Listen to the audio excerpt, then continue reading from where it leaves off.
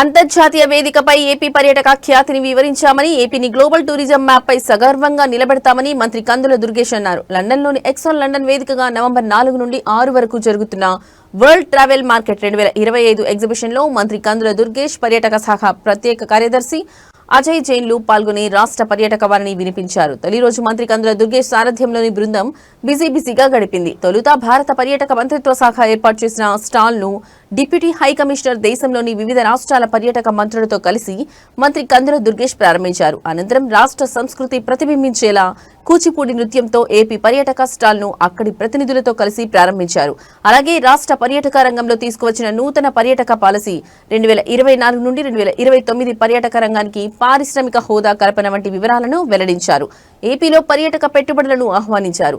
మంత్రి దుర్గేష్ భేటీ అయిన వారిలో peacock tour company CEO Kannan Sivanathan, రష్యాతో పాటు వివిధ దేశాలకు చెందిన అంతర్జాతీయ ట్రావెల్ ఎగ్జిబిటర్లు, మైనర్ ట్రావెల్ ఎండీతో పాటు మరికొంతమంది ఇన్వెస్టర్లు ఉన్నారు.